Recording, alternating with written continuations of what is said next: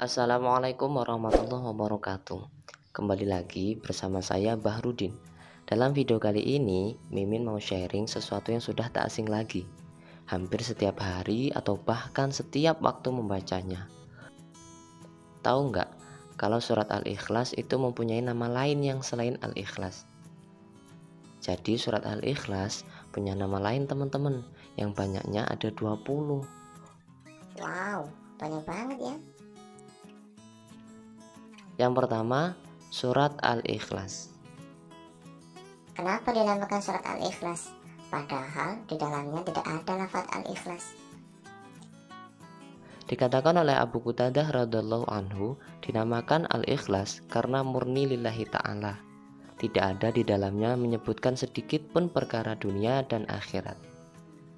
Abu Sa'id Al-Khudri radhiallahu anhu berkata, dinamakan surat Al-Ikhlas karena dapat menyelamatkan pembacanya dari mara bahaya dunia, sakaratul maut, gelapnya kubur, dan ahwalul kiamat. Yang kedua, surat At-Tafrid. Yang ketiga, surat At-Tajrid. Dan keempat, surat At-Tauhid. Ketiga nama ini memiliki kesamaan.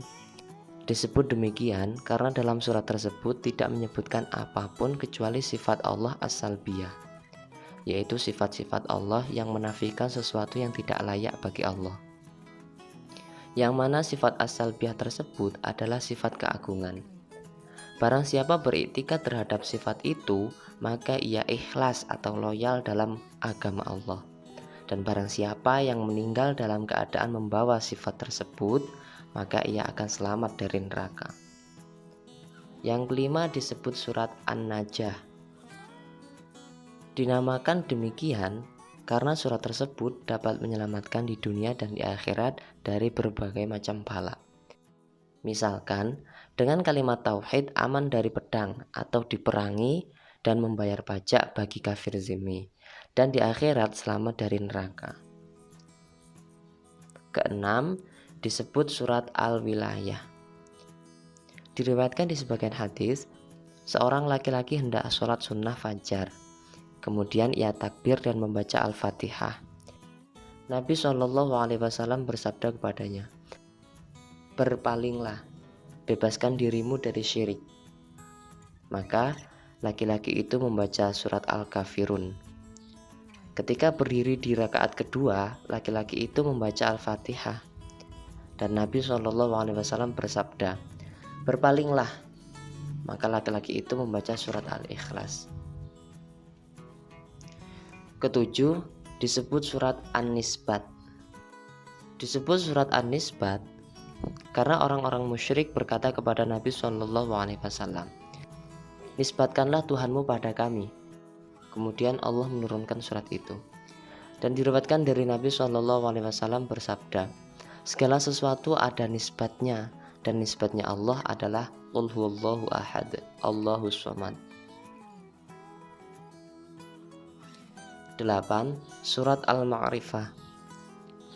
Diriwayatkan dari Abdullah Al-Ansori radhiallahu anhu, ada seorang laki-laki sholat 2 rakaat dengan membaca Qul huwallahu ahad. Maka Nabi SAW bersabda, orang ini mengetahui Tuhannya. 9. Surat Al-Jamal. Diriwayatkan dari Nabi SAW bersabda, Innallaha jamilun yuhibbul jamal. Dikatakan, wahai Rasulullah, apa arti jamal? Beliau bersabda, jamalnya Allah atau keindahan Allah adalah ahadun, somadun, lam yalid walam yulad, walam yakul lahu kufuwan ahad. Sedangkan jamal atau keindahan seorang hamba adalah mengetahui sifat-sifat ini. 10. Al-Muqashqashah. Disebut demikian karena dapat membebaskan pembacanya dari penyakit syirik. Makna verbalnya dari Al-Muqashqashah adalah sesuatu yang keluar dari lisan manusia dalam kondisi krusial atau kurang sehat. 11. Al-Mu'awwizah.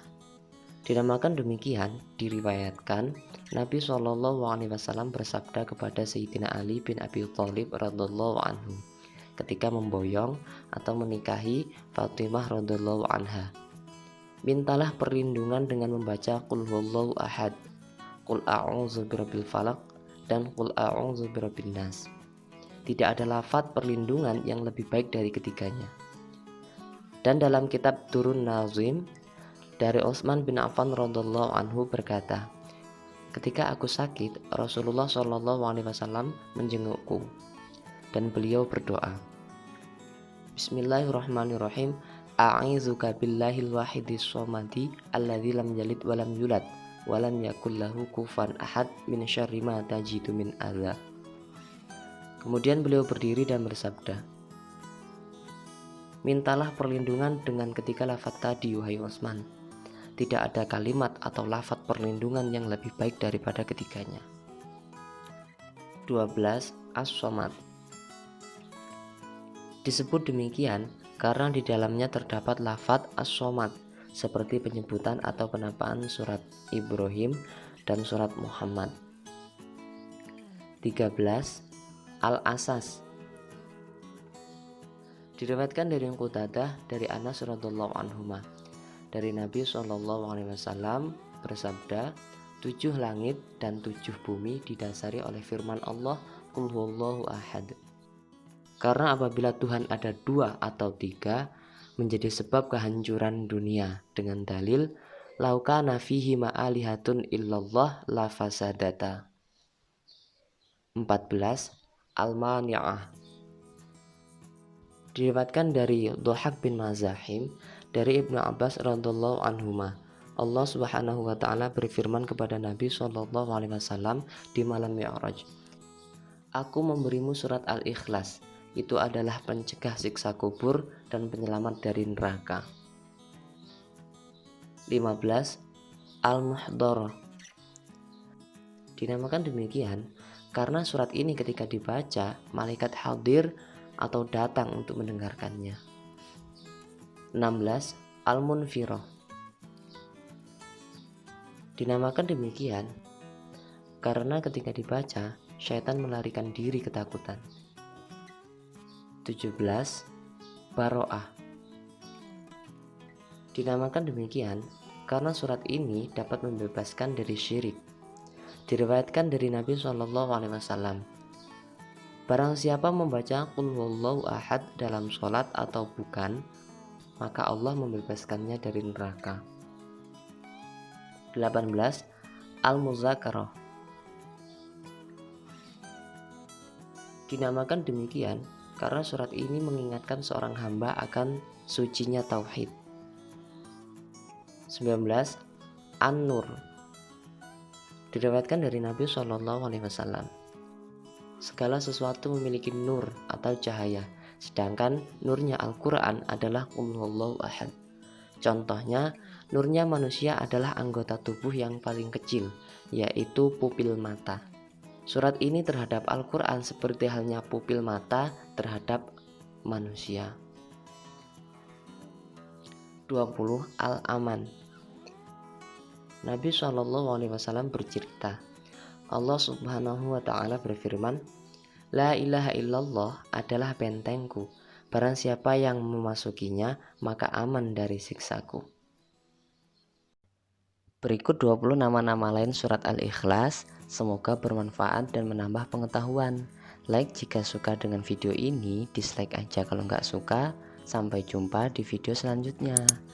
Klik tombol subscribe ya untuk langganan dengan channel ini, dan jangan lupa hidupin loncengnya biar nggak ketinggalan video-video menarik selanjutnya.